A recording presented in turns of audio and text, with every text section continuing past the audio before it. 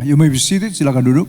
Bapak Ibu, kekasih Tuhan, selamat pagi, selamat bertemu kembali dalam kasih Tuhan Yesus Kristus. Selamat datang juga Bapak Mama Evelyn. Ya, Tuhan memberkati.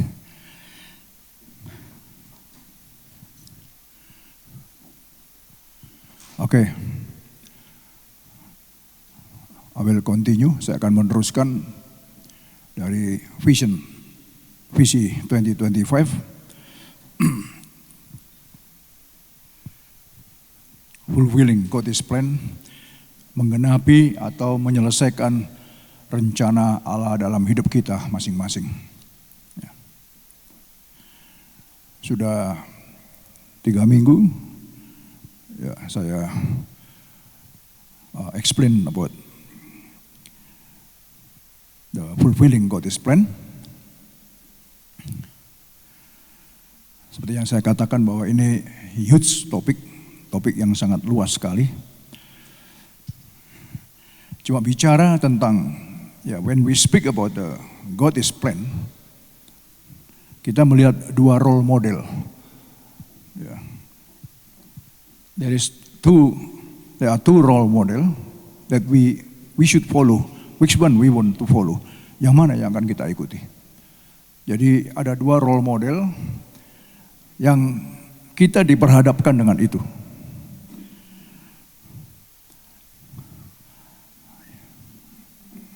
Adam bagaimanapun juga adalah manusia pertama. Ya. Adam is the first man created by God, and God give Adam. Tuhan memberikan kepada Adam otoritas, mandat, kuasa, dan privilege. Tapi gagal. Padahal Tuhan sudah memperlengkapi. Ada mandat, ada kuasa, ada otoritas, dan privilege. Hak istimewa. But in reality, tapi dalam kenyataannya gagal. Kegagalan Adam membuat seluruh rencana Allah jadi rusak. Karena Tuhan merencanakan, seperti yang katakan, apa yang aku rencanakan jadilah seperti rencanaku. Tapi manusia karena punya free will, manusia punya kebebasan hak untuk menentukan pilihan hidupnya, maka manusia punya kebebasan. Manusia punya kebebasan untuk bisa menentukan pilihan hidupnya. Ya. Jadi manusia punya free will, punya kebebasan hak untuk menentukan jalan hidupnya. Tuhan juga tidak memaksa. Ya. Mau mendengarkan Tuhan dan taat dan setia kepada Tuhan, atau mendengarkan yang lain, terserah. Jadi kita diperhadapkan. Di dalam hidup ini setiap kita, every individual, setiap pribadi kita diperhadapkan. Maka tema yang Tuhan berikan ini, fulfilling God's plan ini, bagi saya sangat-sangat luar biasa sekali. Karena setiap kita akan masuk ke dalam rencananya, kalau kita benar-benar mau submit, mau merendahkan hati, mau dengar-dengaran, dan mau patuh, mau setia. Maka role yang kedua kita lihat dalam Adam yang kedua. Kalau Adam yang pertama sudah nggak bisa dijadikan panutan, ada Adam yang kedua yang Allah persiapkan, yaitu anaknya sendiri yang disebut the man, the son of man, atau anak manusia, atau firman yang menjadi manusia. Itu yang menjadi role model. Jadi Adam yang pertama atau Adam yang kedua. Jadi 2 gambaran ini yang Alkitab jelaskan tentang rencana Tuhan yang akhirnya tergenapi, yang akhirnya fulfill, accomplished by the second Adam. Ya. Nah, kita sekarang yang hidup saat ini, di akhir zaman ini, kita juga sedang diperhadapkan dengan 2 hal ini. Jadi kita mau mengikuti Adam yang pertama, yang gagal dalam mengikuti rencana Tuhan atau mengikuti Adam yang kedua, the second Adam, yaitu Tuhan Yesus sendiri. Nah, jadi keberadaan Tuhan Yesus pun juga setelah kejatuhan manusia dirancangkan juga. Jadi Yesus masuk dalam rancangan Allah.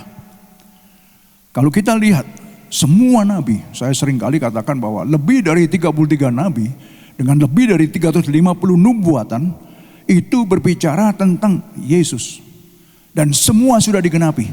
Jadi rancangan Tuhan sebelum terjadi sudah dinubuatkan kepada para hambanya, para nabi, untuk menubuatkan apa, what is happen, dirancang semuanya. Nah, Yesus masuk dalam rancangan itu.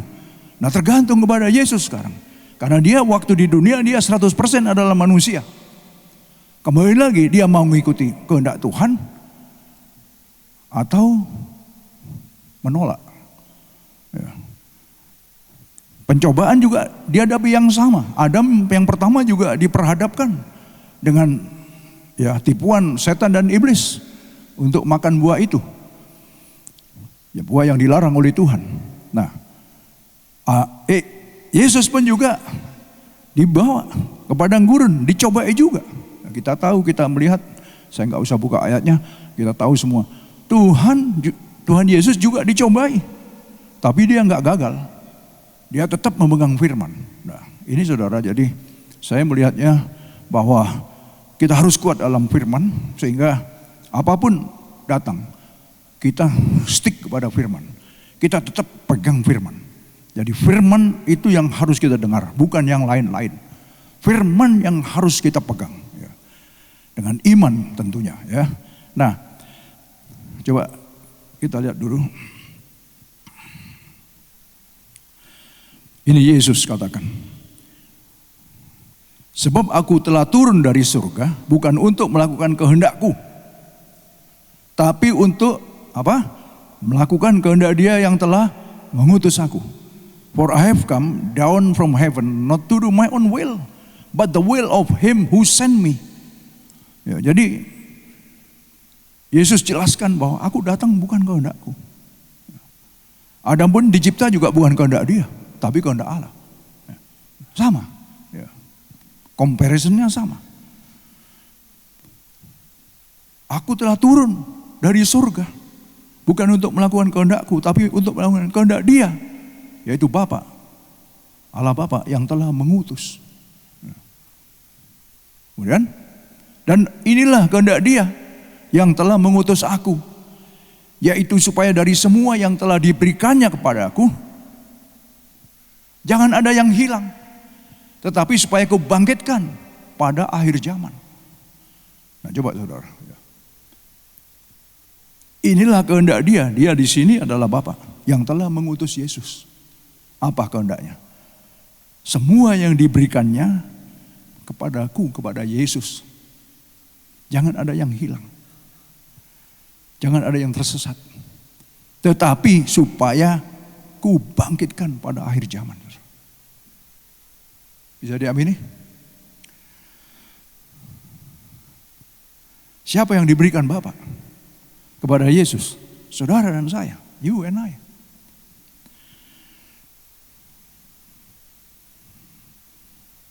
Benar nggak kita ini adalah Allah yang memberikan kita kepada Yesus? Yakinkah kita bahwa kalau kita saat ini menjadi orang percaya, itu karena Allah yang bekerja? Allah yang memberikan, Allah yang bertindak, Allah yang mengambil inisiatif. Percaya enggak ini? Ini memerlukan sebuah iman. Bahwa keberadaan saya, keberadaan saudara, kalau ada dalam Tuhan, itu semata-mata bukan karena kita, tapi semata-mata karena, lihat, Allah yang memberikan, Bapa. Maka Yesus katakan tadi, supaya jangan sampai ada yang terhilang. Aku datang untuk melakukan kehendak, bukan kehendakku, tapi melakukan kehendak Dia yang mengutus aku. Dan kehendaknya jelas, supaya dari semua yang telah diberikannya kepadaku jangan ada yang hilang. And this is the will of him who sent me, that I shall lose none. See, lose none. Tidak ada yang lose, tidak ada yang terhilang. Satu pun juga. But raise them up. Jadi kehendak Bapa ini tidak ada satu pun di antara kita yang akan terhilang. Tangkap saudara. Kehendak Bapa supaya semua diselamatkan. Dan Yesus diutus untuk ini. Adam yang pertama gagal, semua manusia jadi berdosa, semua manusia masuk penghukuman. Sebab upah dosa adalah maut. Tapi Yesus sudah menanggung itu semua. Bukankah ini luar biasa?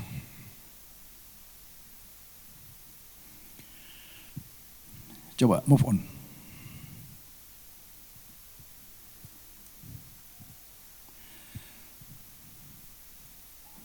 Ayat 40 dari Yohanes 6. Sebab inilah kehendak Bapakku, yaitu supaya setiap orang yang melihat anak dan yang percaya kepadanya, saya garis bawahi, saya kasih bootletter sana, ya. Supaya yang melihat anak, that everyone who looks, yang memandang the Son, setiap orang yang memandang kepada Yesus, yang percaya kepadanya, beroleh apa? Hidup yang kekal. Jadi tujuannya, rancangan Allah adalah supaya setiap kita masuk dalam rancangannya untuk menerima keselamatan melalui Yesus dan mendapat kebangkitan dan hidup kekal. Saya katakan minggu-minggu yang lalu bahwa rancangan Allah tidak ada bisa mengagalkan. Satu pun tidak. Setan iblis juga tidak. Yang bisa mengagalkan adalah saudara dan saya sendiri.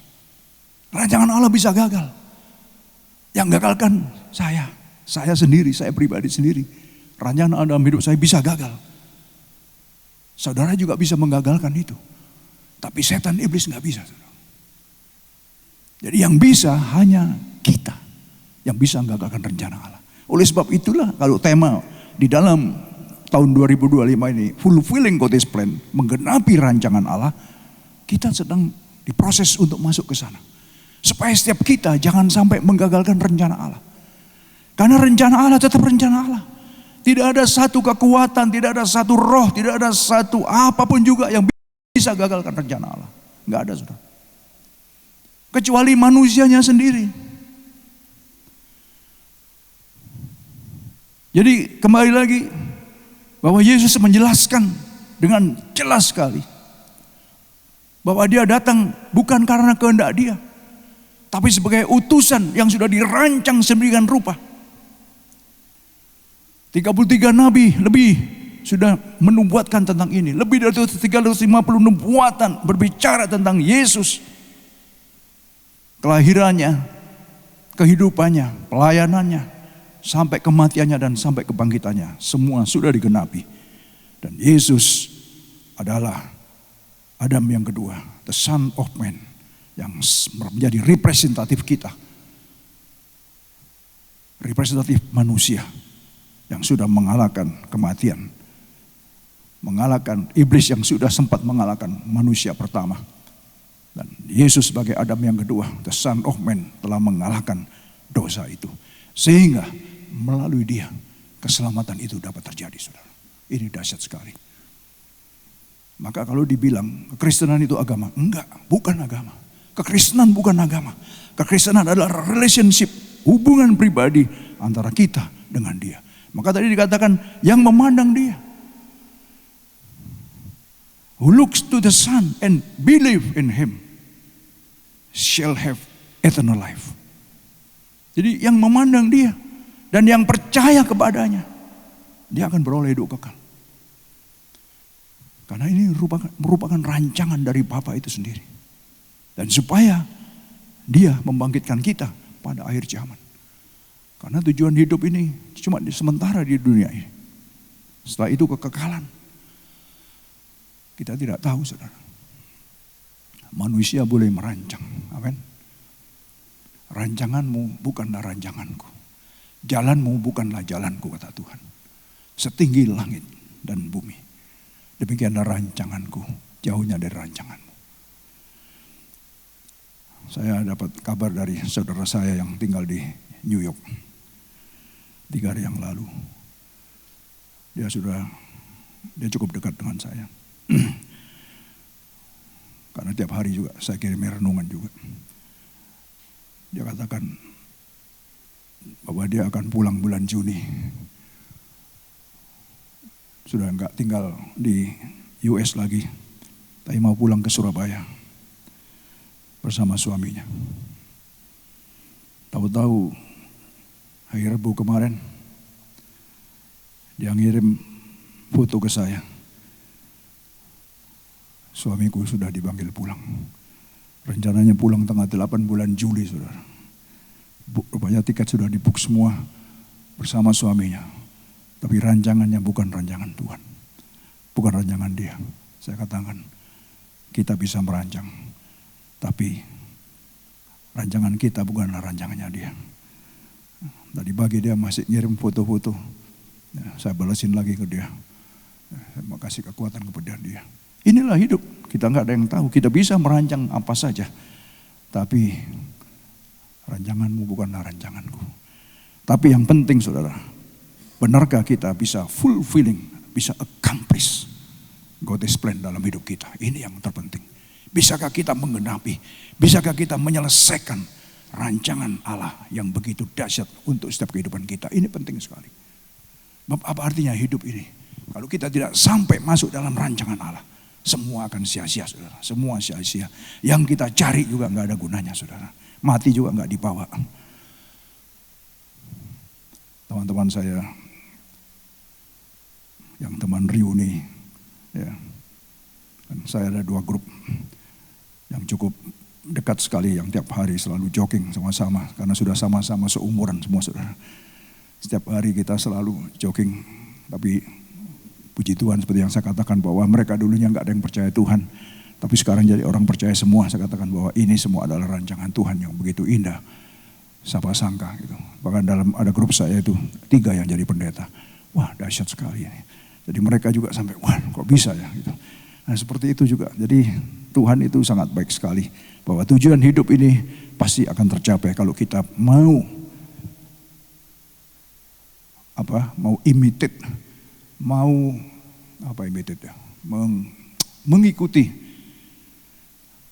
Mengikuti daripada jalan daripada the Son of Man, the second Adam, yaitu Tuhan Yesus yang sudah memberikan contoh pada kita. Nah, coba kita move on. Tadi saya katakan bahwa tidak mungkin kita bisa datang kepada Bapa. Ya. Tadi kita buat ayatnya tadi itu, di mana tadi itu? Inilah kehendak Dia yang telah mengutus aku, yaitu supaya dari semua yang telah diberikannya kepada aku, jangan ada yang hilang, tapi supaya kubangkitkan pada akhir zaman. Jadi Bapa yang sudah memberikan supaya kita bisa datang kepada Yesus, ya. Dan ini buat ayat ini sudah darah daging bagi saya, saudara. Saya nggak bisa lepas dari ini. Tidak ada seorang pun yang dapat datang kepadaku, kata Tuhan Yesus, jikalau ia tidak ditarik oleh Bapa yang mengutus aku, dan ia akan kubangkitkan pada akhir zaman.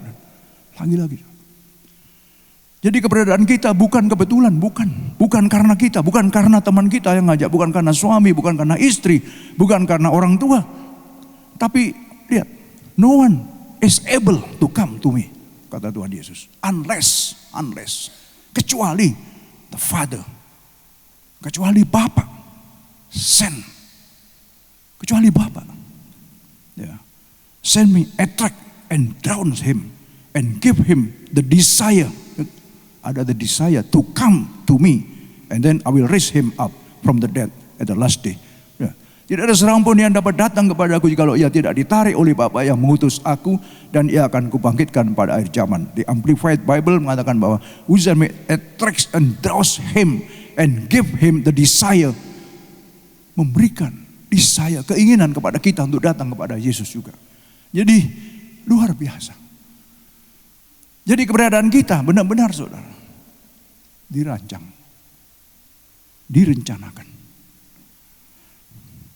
oleh Bapa. Bukan karena kita, ujuk-ujuk kita bisa datang kepada Tuhan.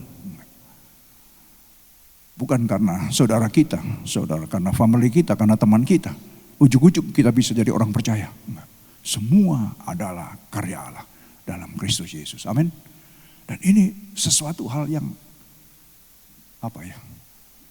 membanggakan. Yes. Karena kalau aku bisa jadi orang percaya Tuhan, karena kalau aku bisa melayani Engkau Tuhan, itu bukan karena aku, karena Engkau yang punya rencana Tuhan. Nah ini saudara yang 2025 ini, ayo every one of us, setiap kita genapi rencana Allah yang begitu indah, begitu luar biasa. Karena rencana ini rencana kekekalan, supaya setiap kita masuk dalam kekekalan. Karena tujuan Allah mencipta kita bukan untuk dihukum, bukan. Tapi untuk masuk dalam kekekalan, hidup bersama Dia. Dulu kita jauh dari Dia, dulu kita mungkin gak kenal Dia. Dulu kita mungkin bukan orang percaya. Tapi kalau ujuk-ujuk kita tiba-tiba jadi orang percaya, kita tiba-tiba bisa percaya kepada Tuhan Yesus. Bukan karena kita, tapi karena karya Allah itu sendiri. Tidak ada seorang pun yang dapat datang kepada aku. Yesus jelas katakan itu. Gak ada seorang pun yang bisa datang. Kecuali except the Father draws him. And give him the desire to come to me. Jadi ada keinginan. Nah ini saudara, kalau kita sudah di-draws, ditarik dan diberikan keinginan untuk datang kepada Dia, ini yang harus kita terus kobarkan. Supaya api ini jangan sampai padam. Karena apa? Tadi saya katakan, tidak ada yang bisa gagalkan rencana Allah ini. Yang bisa, ya cuma kita sendiri. Yang bisa, ya saya sendiri. Kalau saya ignore, kalau saya menyepelekan rencana Allah, bisa gagal. Ya saya yang gagalin, bukan siapa-siapa. Saya pribadi, bukan suami saya, bukan istri saya, bukan anak saya, bukan orang tua saya, bukan teman saya. Saya sendiri. Karena ini berhubungan personal relationship. Hubungan pribadi. Jadi kita nggak bisa salahin siapa-siapa. Setiap kita, ini ada satu challenge, satu tantangan bagi kita. Jadi keberadaan kita, lagi-lagi bukan karena kita. Satu ayat lagi. Lalu ia berkata, ayat 65, sebab itu telah kukatakan kepadamu, apa? Sama-sama, 1, 2, 3. 1, 2, 3, tidak ada seorang pun dapat datang kepada aku kalau Bapa tidak mengaruniakannya kepadanya. Jelaskan. Tidak ada seorang pun di antara kita yang bisa datang kepada Yesus kalau tidak Bapa.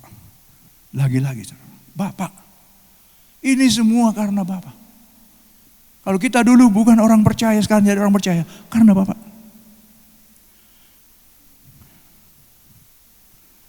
Kalau dulu kita adalah orang yang tersesat, tapi sekarang kok kita bisa ada dalam Tuhan karena Bapa.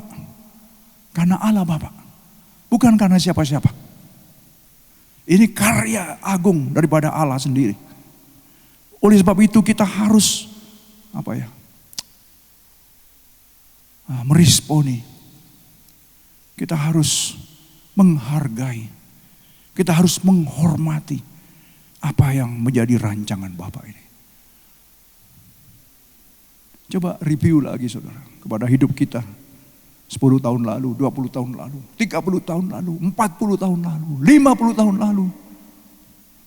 Di manakah kita pada waktu itu? Saudara bisa mereview hidup saudara sendiri.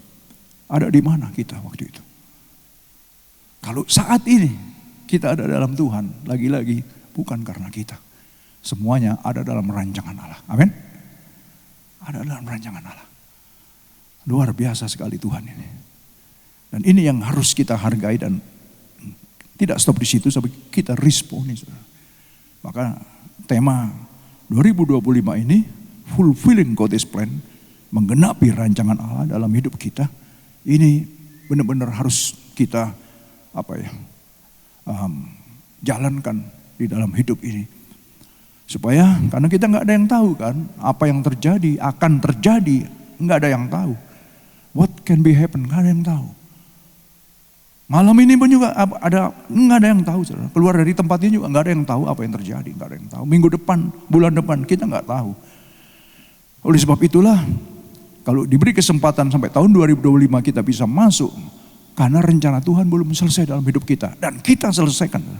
Kita harus sampai finishing well. Kita harus masuk dan mencapai garis akhir. Paulus katakan, aku mencapai garis akhir dan aku tetap menjaga iman. Saya katakan, ingat, Salomo orang yang begitu hebat. Orang yang diurapi Tuhan, yang diberikan hikmat yang luar biasa, menulis 4 kitab. Dan kitabnya sampai hari ini dipakai. Tapi ternyata dia nggak finish well. Pada akhir hidupnya, dia tersesat. That is pilihan hidup. Pilihan hidup. Padahal dia dikatakan pertama kali, dia orang-orang yang rendah hati sekali. Orang yang takut akan Tuhan, orang yang menghargai Tuhan. Tapi begitu dia diberkati luar biasa. Saudara tahu sendiri, nggak tanggung-tanggung, istri aja sudah ada berapa dia. Ya. 300, gundek 700 dan saya nggak tahu lah, saudara lihat sendiri. Karena begitu luar biasanya Tuhan memberkati dia. Apakah dia cari? Enggak. Alkitab jelas menulis enggak. Saya sudah pernah membuat penulisan tentang leadership Salomo. Saya tahu persis. Itu Tuhan yang menggerakkan, Allah menggerakkan raja-raja di seluruh dunia berikhtiar untuk datang dan memberikan persembahan kepada Salomo. Bukan Salomo yang minta, enggak pernah. Saudara baca. Saya pelajari, dahsyat sekali. Tuhan begitu buka berkat, itu datang dengan sendirian, kita tanpa apa-apa, kita terima aja. Itu cara Tuhan memberkati kita. Salomo diberkati seperti itu. Belum ada raja sebelum engkau dan sesudah engkau yang kayaknya bisa menyamai engkau. Saudara baca. Dan benar. Itu mereka kalau ngasih emas, persembahan emas itu, saudara selidiki Alkitab. Bukan kilo-kilo, ton-tonan emas, ton, bayangkan saudara. 1 kilo berapa sekarang emas? Emas berapa sekarang? Satu gramnya berapa? Hah? 1 juta ya? 1 gram. Kalau 1 kilo, berapa saudara? Kali 1000. 1 M. Ya kan? Kalau 1 ton, 1 T. 1 T. Berton-ton. Bayangkan, bertriliun-triliun. Dia ngasih. Gak bisa dimasukkan. Itu 1 orang aja. Ratu Sheba itu bawa bertonton emas. Cuma Ratu Sheba. Itu raja-raja dari seluruh dunia. Berikhtiar.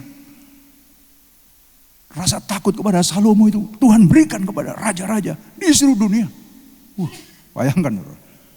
Seperti itu. Itu cara Tuhan. Apakah Salomo mencari? Enggak, Salomo enggak nyari. Salomo malah di dalam hal itu. Saya exciting sekali untuk bicara Salomo ini. Karena saya sudah geluti sekali. Dan saya tulis berapa lembar. Ya, berapa thousand word itu tentang Salomo itu. Saya sampai sekarang masih ngelontok, masih apal. Itu sangat luar biasa. Karena kerendahan hatinya di hadapan Tuhan. Dia begitu menghormati Tuhan. Waktu Tuhan datang dalam satu mimpi. Aku melihat engkau seperti ayahmu Daud. Engkau seorang yang beriman. Tuhan, lihat saudara. Daud itu orang yang meskipun sering melakukan dosa. Tapi Tuhan tetap mengasihi dia. Dan Tuhan hitung sampai kepada anak-anaknya. Jadi apa yang kita lakukan hari ini pun juga Tuhan akan hitung kepada anak-anak kita. Itu sudah jelas, firman Tuhan itu sudah jelas. Gak mungkin Tuhan itu berbohong. Maka pada waktu itu Tuhan datang, Allah datang kepada Salomo. Aku melihat iman yang ada dalammu, iman ayahmu ada dalam ayahmu, ada dalam engkau. Sekarang engkau mau apa? Dia katakan dia gak minta kekayaan, dia gak minta kedudukan. Tuhan, berikanlah aku hikmat supaya aku bisa memimpin umatmu yang besar ini. Aku seorang anak yang kecil. Saya katakan balik-balik. Salomo bukan kecil, dia sudah punya anak 2 waktu itu. Dia bukan anak kecil, tapi dia rendahkan dirinya depan Tuhan. Aku hanya anak kecil, umat, laskar yang besar. Bagaimana aku bisa memimpin mereka? Cuma itu aja. Dan Tuhan katakan, aku berikan hikmat kepadamu dan engkau yang tidak minta keamanan kepada seluruh negeri, dan juga kekayaan yang tidak ada raja sebelum engkau dan sudah engkau yang menyamai engkau. Itu cara Tuhan. Jadi kenapa Salomo begitu? Karena Salomo mencari Tuhan. Karena Salomo mengutamakan Tuhan. Maka Yesus katakan dalam Yohanes 6:33, carilah dahulu apa? Matius 6:33. Kerajaan Allah dahulu dan jadi yang dicari, jangan dicari bangsa-bangsa. Dan itu adalah pengajaran yang Yesus katakan supaya apa? Supaya kita bisa masuk dalam rencana Allah. Nah, sementara Adam yang pertama kita melihat saudara bagaimana.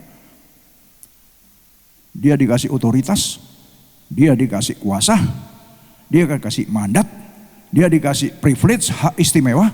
Apa saja engkau lakukan. Karena dia sebagai representatif Allah waktu itu. Sebagai wakil Allah. Dan segala otoritas, segala mandat, kuasa, hak istimewa ada dalam Adam. Cuma satu ya, Adam. Ini loh, jangan kamu makan. Adam, jangan kamu makan satu ini. Semua kamu makan. Milikmu. Apa saja yang kamu namai, kamu namai. Soalnya ada mandat, otoritas, kuasa, hak istimewa. Itu manusia itu serakah, saudara. Saudara, kita lihat apa adanya. Manusia itu serakah. Semua boleh, satu aja jangan, disikat. Yes, oh yes. Sehingga gagallah rancangan Allah dalam hidupnya. Dari situlah kejatuhan manusia. Alkitab mulai ditulis dalam Kejadian pasal 3. Manusia dipulihkan kembali dalam kitab Wahyu pasal 20. Satu Alkitab penuh ini. Bagaimana Tuhan menyelamatkan manusia dengan berbagai cara. Saudara. Allah tetap mengasihi manusia. Allah tetap mengasihi setiap kita. Oleh sebab itulah jangan sampai gagal rancangan Allah dalam hidup kita, saudara. Karena gara-gara apa? Kitanya yang bandel, kitanya yang serakah, kitanya yang jangan sampai seperti Adam yang pertama. Tapi jadilah Adam yang kedua. Amin. Move on. Kata Yesus kepada mereka, makananku ialah melakukan kehendak Dia yang mengutus aku dan menyelesaikan pekerjaannya. Lagi-lagi. Dia jelaskan berulang-ulang. Melakukan kehendak Dia, bukan kehendakku. Melakukan kehendak Dia. Kita harus, Yohanes 9:4, mengerjakan apa? Pekerjaan Dia yang mengutus aku.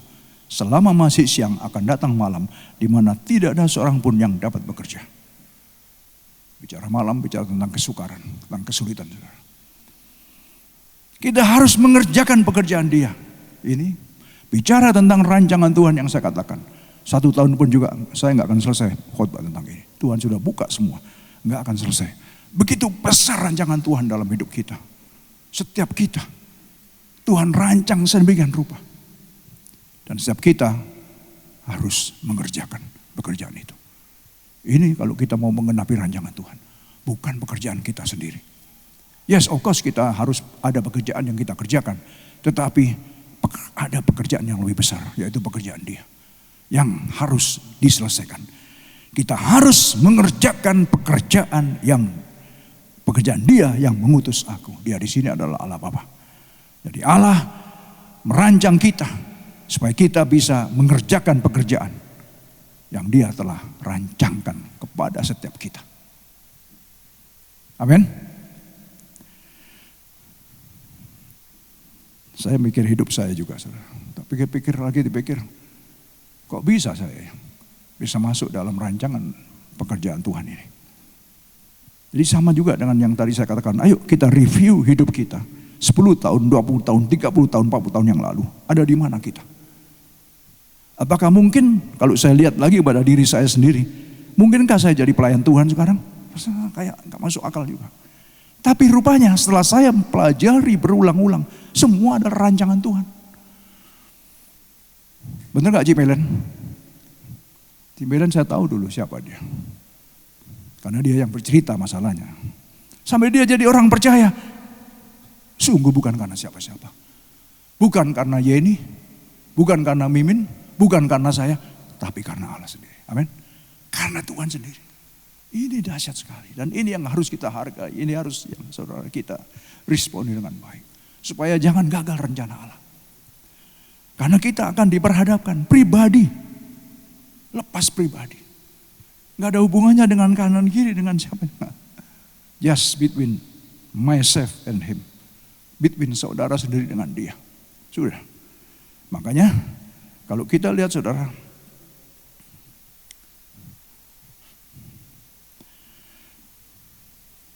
Saya tulis tadi pagi. Di warta jemaat. Di renungan pagi. Kalau saudara masih ingat. Bahwa Allah waktu itu bicara kepada Adam.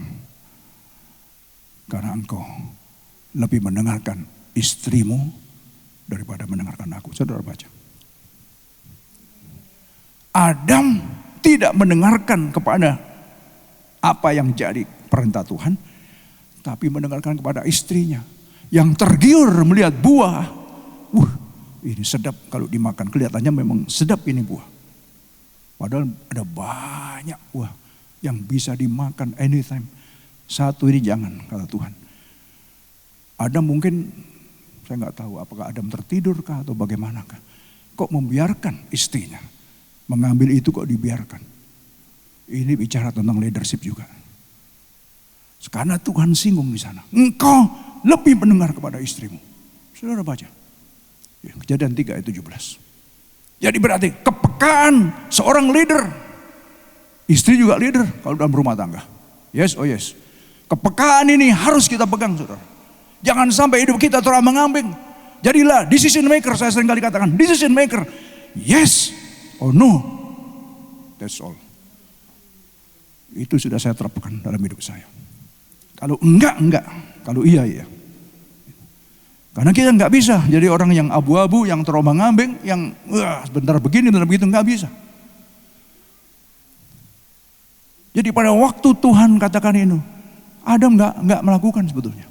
Tapi karena dia membiarkan dan kemudian ikut menikmati lagi. Nah ini sudah dibiarkan, terus enak ya, coba sih, enak coba. Sudah lihat itu. Kejadian pasal 3. Itulah awal kejatuhan manusia. Jadi in other word, dengan kata lain, sama dengan ignoring apa yang jadi perintah Tuhan. Apa yang firman Tuhan katakan kepada dia. Cuma satu saja, jangan. Disikat juga. Inilah saudara, manusia itu sangat greedy, serakah. Gak pernah ada puasnya dalam hidup ini. Saya tidak katakan saudara sih semua baik-baik di sini. Ini yang di Alkitab yang dikatakan ini.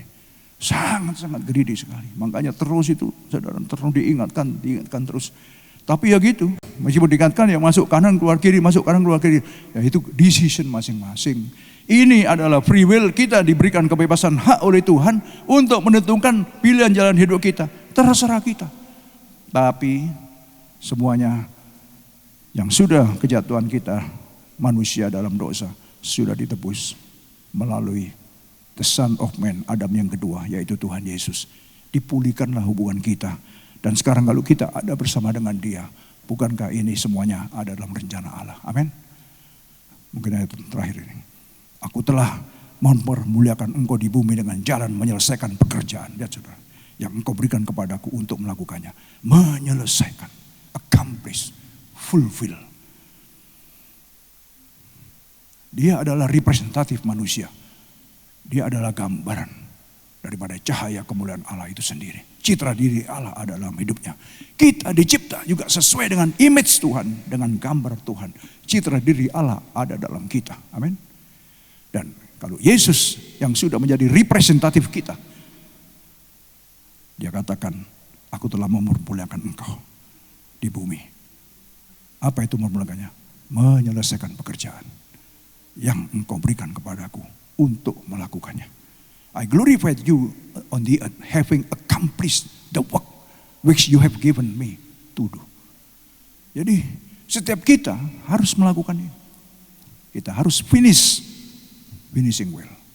Mencapai garis akhir. Hidup ini seperti orang fight. Rasul Paulus seperti orang bertarung, seperti orang bertanding. Aku tidak memukul sembarangan. Tapi aku melatih tubuhku.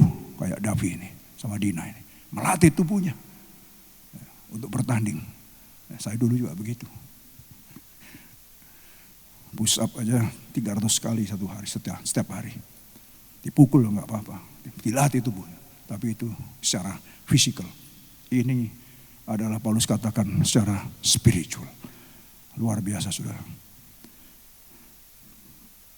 Benar-benar terakhir ini. Ibrani 13. Karena kita telah beroleh bagian di dalam Kristus. Asal saja. Apa? Sama-sama.